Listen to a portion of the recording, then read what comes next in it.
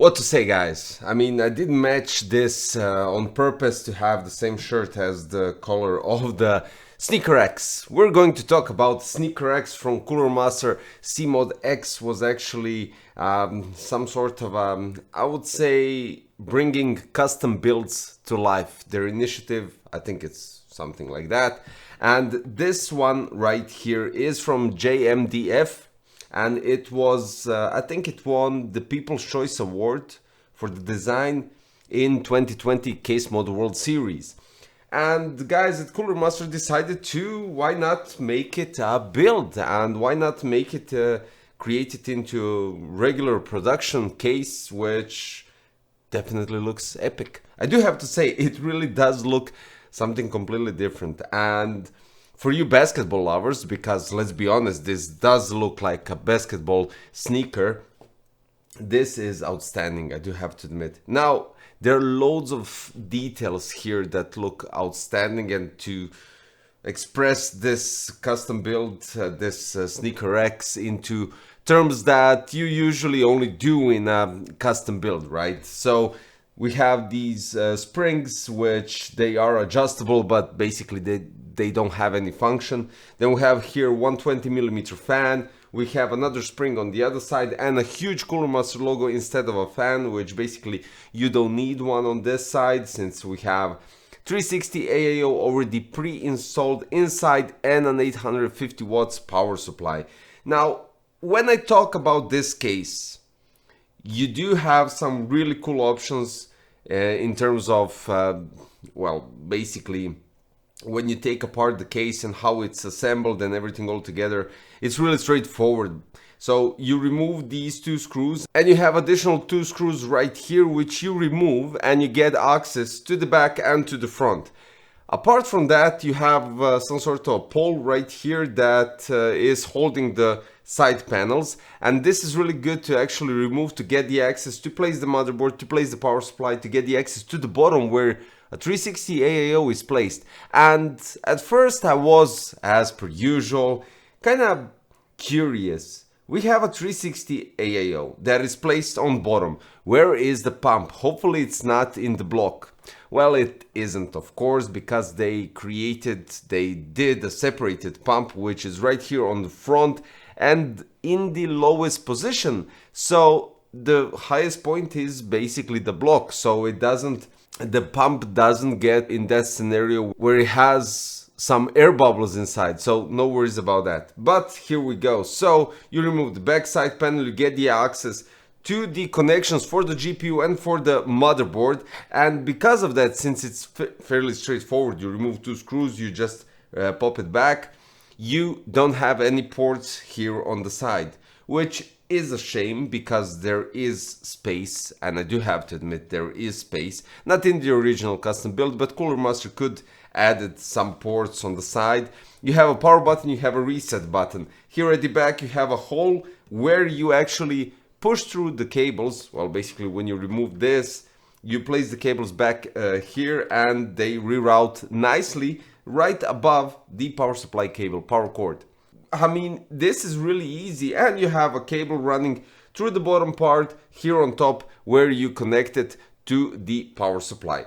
Now, all in all, the whole thing, when you're building it, it's really straightforward. Basically, the only thing that you need, and the only thing that I would suggest what they should have thought of, is a bit more space for cable management and for the power supply here at the bottom, because it's really tight fit a bit, especially when tubes are running from the front here in the bottom, then going to the CPU, and yeah, that's it.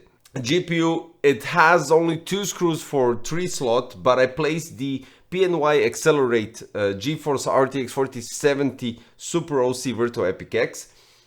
It fits, it's a 3 slot card, but it's a bit too long, so there are limitations for the length of the GPU, which is kind of obvious. I can't say anything negative or negative against that, because it's really straightforward with that. But you get a PCI Gen 4 riser, which is a bit too long, so I would suggest kind of holding it back towards upwards, so you have the possibility to place the GPU. Other than that, I mean, you get a 850 power supply, you get 360 AIO, which is placed on bottom, 3 fans with protection with the grill on top so nothing goes on the side. The cool thing on the bottom is everything around the radiator is possible for cable management, and they should have thought of adding more access to the cables at the bottom. I presume that the custom build was done in terms of custom cables as well, and managing everything in all together was a process of step by step. And let's be honest, in 2020 we didn't have the 12V HPWR cable. So this kind of goes into this segment where the 12V HPWR cable for Cooler Master power supply shouldn't be 90 degrees, it should be straight on top so it doesn't bend in any kind of scenario. But regardless of that, it fits quite nicely. Let's go into some more details. So as I already said, the JMDF did a quite outstanding design. I can't argue with that, specifically since I remember 2020 Case Mod World Series, which I think I entered that as well. But regardless of that, this was one of the eye-catching builds that I really noticed and was really outstanding. So it comes only in this color, so classic red. We have materials aluminum, plastic and steel combination. The cool thing when you take a look about this color scheme in particular, so we have white and red going throughout and of course some black, but it's done in a nice red, white, black pearl finish.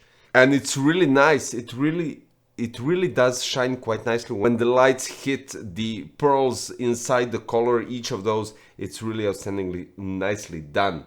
Dimensions are 650 x 306 x 348 millimeters. It supports mini ITX motherboards, graphic card, 304 millimeters x 137 x 61.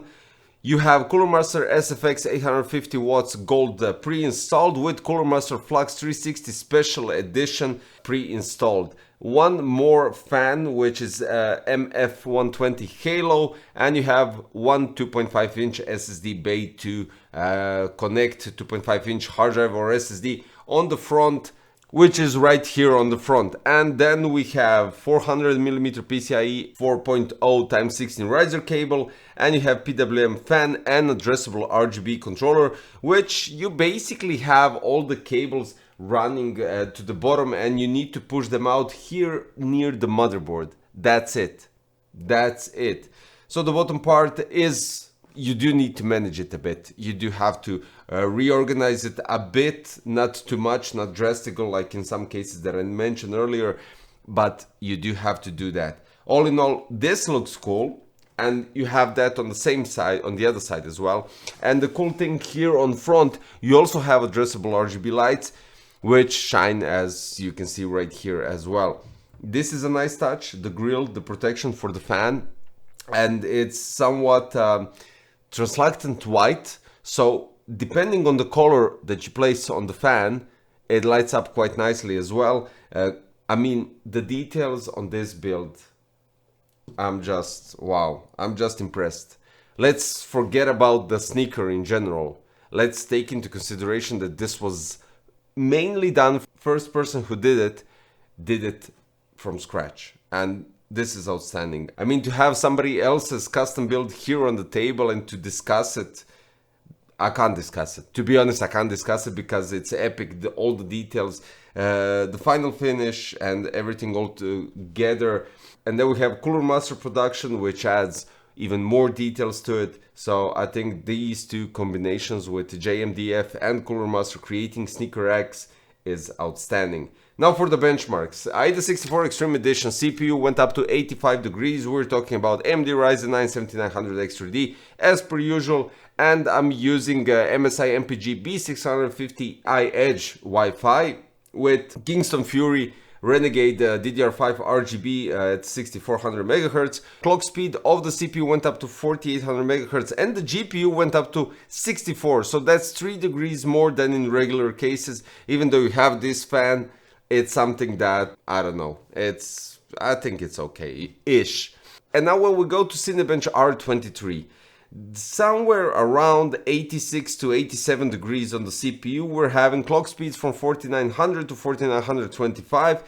And the Cinebench scores go from 26, I would say around average is 26,250. When we take into consideration regular cases, basically you can't compare it, because when you take that, you have all the intake for the CPU from the bottom, and it takes and collects air right here. Most of the part is closed off, so it can collect on these sides, and I think some of the parts right here, which is okay, but this is why we see 300 Cinebench points less. And for some strange reason, I think maybe this power supply is doing that. And if you remember my past review of the Encore Max, when we're talking about this power supply, I think it's the same power supply. It wasn't so loud as this one, and it doesn't have smart fan control, so it kind of spins constantly. But I think this is just this scenario, this particular model, because this would be quite drastic in those terms. It fits, it really looks nice. I'm still astonished by the case. The Sneaker X really brings something different to the table, and quite interesting without a doubt. Performance is a bit less than your regular case, but that kind of explains it. I mean, you're having more intake, you don't have any blockage, you have additional fans, much more fans than here. You have one more fan blowing inside the case, and I think this is quite cool actually. The fans from the bottom are pushing the air upwards, so you can see everything is open here, and you can see everything as it is. I mean, there's nothing left to say. It's a build, it's a custom build that was transferred into Cooler Master CMODX and was then released in regular sales in massive production, let's put it this way, right? But it's definitely something different, and if you remember Shark X as well, there's one more, but this one landed here for testing out and to see how it is. Guys, if you're interested to have something different, basically, to have something quite innovative, quite, well, if you're interested to have a custom build on your table and you're not keen or you don't have the time to build something yourself, this might be a cool way to go. And because of that, I'll put the link in the description so you can check it out and check out the price in this configuration. But mainly you can go with full build. So it's already pre-assembled. You can buy, I think, 3 versions. It depends. I'll try to find everything and place them in the description below. And in the meantime, if you like the video and basically to see something different on the channel, because this is definitely something different apart from my custom builds, which I don't do very often lately. But if this was really cool for you guys, don't forget to subscribe, hit the like button, click the notification bell, and I'll see you quite shortly in another one. Thanks. Bye bye.